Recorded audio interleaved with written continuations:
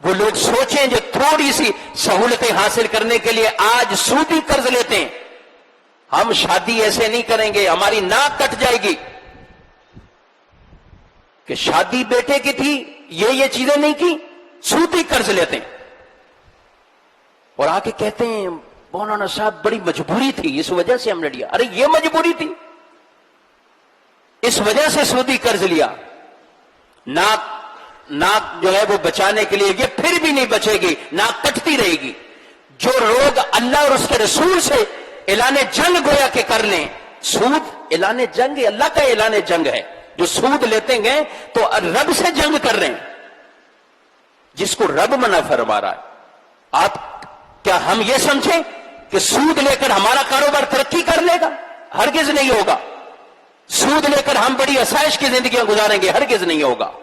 سود اپنی لعنت چھوڑ کر جائے گا, اور اس کی لعنت یہی ہوگی, اس کی نحوست یہی ہوگی کہ معاشرے کے اندر جو ہے وہ بظاہر آدمی کو پیسہ آ گیا, بڑا مزہ آ جاتا ہے, پیسہ آ گیا, کچھ دیر کاروبار بھی, سود لینے والوں کو بھی مزہ آ جاتا ہے. گھر پہ پڑا ہوا 20 لاکھ 30 لاکھ تھا, ہم نے سوچا چلو کسی جگہ جو ہے وہ سود پر دے دیں, اور اب مہینے کا خرچہ آتا رہے گا.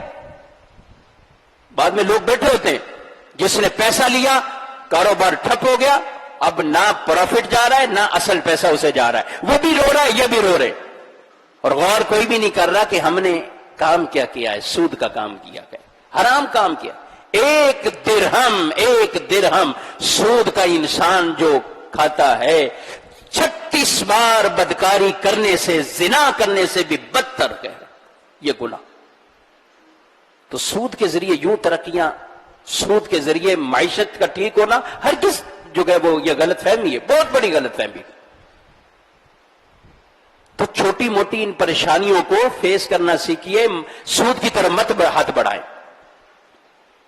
اپنی دعوتوں کو, شادیوں کو شریعت کے دائرہ کار کے مطابق کر لیں گے, سود سے جان چھوٹ جائے گی, قرضوں سے جان چھوٹ جائے گی. قرضے لے لے کر جو ہے اپنی ناک بچانے کے لیے لوگ اتنی بڑی جو ہے وہ دعوتیں.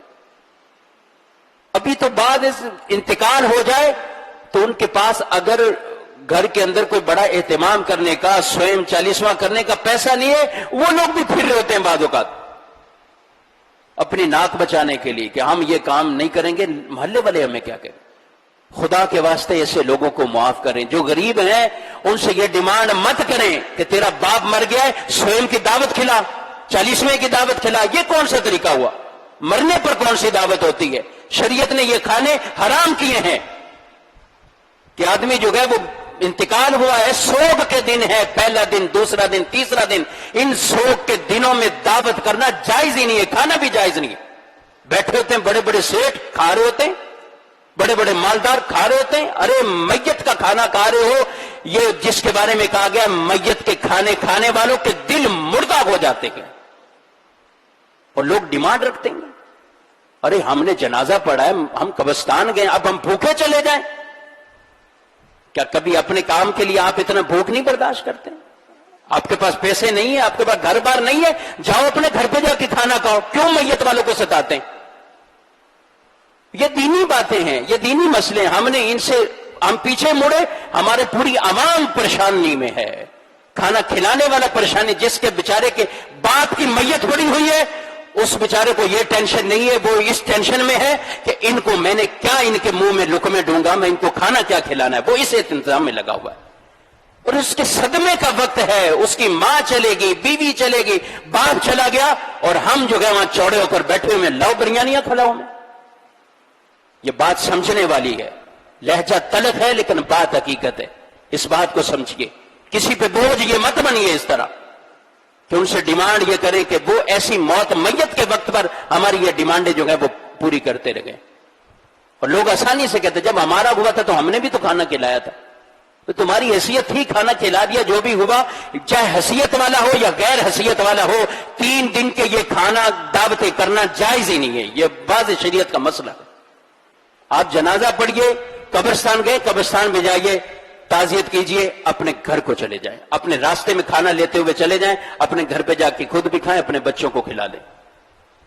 اس طرح میت والے گھروں پر بھی جو ہے وہ بوجھ جو ہے وہ نہ بنیے. تو کئی پریشانیاں ہم نے خود اپنے اندر جو ہے وہ اس طرح بنا لی. اللہ رب العالمین ہمیں عقل سلیم عطا فرمائے، دین کی ان باتوں پر ہمیں رب العالمین درست طریقے سے عمل کرنے کی توفیق عطا فرمائے، آمین بجاہ النبی صلی اللہ علیہ وسلم۔